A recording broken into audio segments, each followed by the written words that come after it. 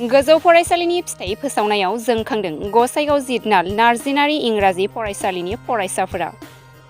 दिनै उथ्रिसार फरायसाफोरखौ मान बाउदों फरायसालिनि खुंफुं आफादा। थांनाय सनिबार सानखालि फोसावनाय मेट्रिक आनजादनि फिथाइयाव गसाइगाव महकुमानि सिङाव थानाय जिदनाल नार्जिनारि इंराजि फरायसालि सनकशनि फरायसाफ्रा 100% उथ्रिनो हानानै बिमा बिफा फोरोंगिरि आरो फरायसालिनि थाखाय गोग्गानाय लाबोदों। थांनाय आनजादाव गासै 9 फरायसाफ्रा आनजाद होदोंमोन। बिनिनो गासै फरायसाफोरानो सेथि मासियाव उथ्रिसार जानो हादों।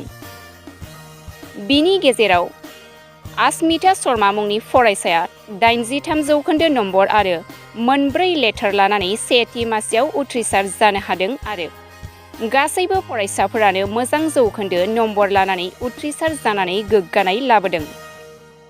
दिनै जारागुरि जिदनाल नार्जिनारि इंराजि फरायसालियाव उथ्रिसार फरायसाफोरखौ बिमा बिफा फोरोंगिरि फरायसालि सामलाय आफादनि गेजेराव गांफा गांफा आर'नाइजों मान बाउदों आरो गासै फरायफु फरायसाफोरखौ इयुनाव गोग्गो सोलोंथाइ लालांनो थुलुंगा होयो। I'm feeling very happy, and it's because of my parents' happiness that I am happy too with them. It's because of our teachers, they are happy, and I'm also happy too. So what is your name? My name is Asmita Sharma. From which school are you belong? I'm a student of JNM Amalgamated English School, Sankos. First of all, my result to credit to my teachers sokolok dibo lagibo, but first of all my more credit to my parents sokolok dim, because they were the one who were always supporting. Baba muk itu lage boli dia, he always like hani dia hole. He was like, okay, I will bring it. He never said I don't have money in my pocket right now, I can't bring it, I can't afford it. Whatever I said I need in my education journey, he was always ready with me. Even with my sister, he was like our backbone, our entire family. And secondly, it's because of our teachers who were working day and night. They were like teaching very properly in the coaching classes also, and even in our classes. So it is because of my parents and the teachers. What is your percentage? It's 83 okay, 83. Yes, sir.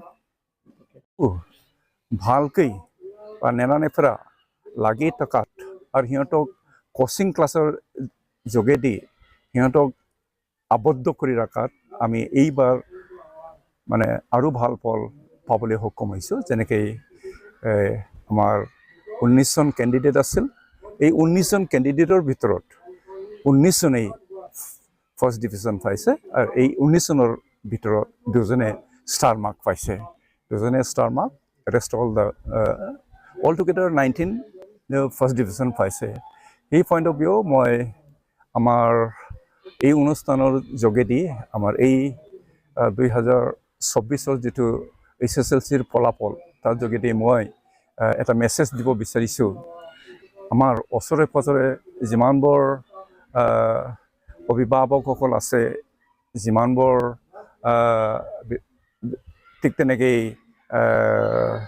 সৰু সৰু ল'ৰা ছোৱালী আছে, নিৰ্ভয়ে কোনো এটা hesitation নকৰাকৈ আমাৰ সেই অভিভাৱকসকলে নিজৰ ল'ৰা ছোৱালীক আমাৰ এই অনুষ্ঠানতে পঢ়াওক, এই ওচৰৰ অনুষ্ঠানতে পঢ়াওক আৰু এই ল'ৰাবিলাকক কেনেকুৱা মানুহ গঢ়ি তুলিব লাগে তাৰ দায়িত্ব আমি সম্পূৰ্ণভাৱে ল'ম, যিটো এই বছৰৰ যিটো মেট্ৰিকৰ ফলাফল সেই ফলাফলে প্ৰমাণ কৰি দেখুৱাইছে। আৰু মই ক'ব বিচাৰিছোঁ, আমি ইয়াত মাজে মাজে ডিবেট কম্পিটিশ্যন আমি অৰ্গেনাইজ কৰোঁ। বিভিন্ন স্কুলৰ পৰা পাৰ্টিচিপেণ্ট আমি মাতি আনি এটা ডিবেট কম্পিটিশ্যন আমি অৰ্গেনাইজ কৰোঁ, কুইজ কম্পিটিশ্যন আমি অৰ্গেনাইজ কৰোঁ।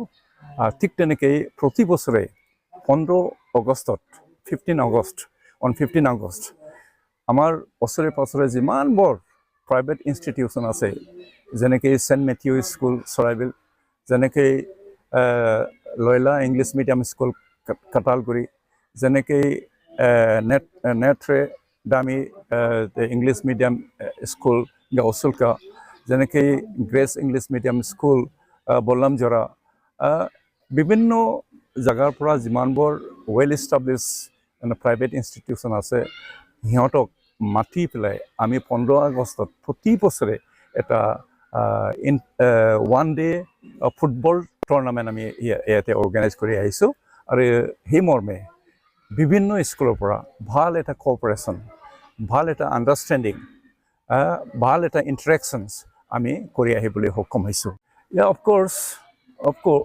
course we are working in future also we will be keep on working hard and harder and particularly I want to spell out the quality teachers is important factor. Quality teacher must be there. Quality education also must be there. Then definitely I do hope in days to come our institutions will be able to bring better result. As I told you, last year we had 2 distinctions at the same time. 2 got 100 out of 100 in advanced maths. Likewise, in days to come, definitely this institution will be able to bring better result. But then by working hard, particularly the teaching staff members together working hard, definitely we can expect better result in days to come.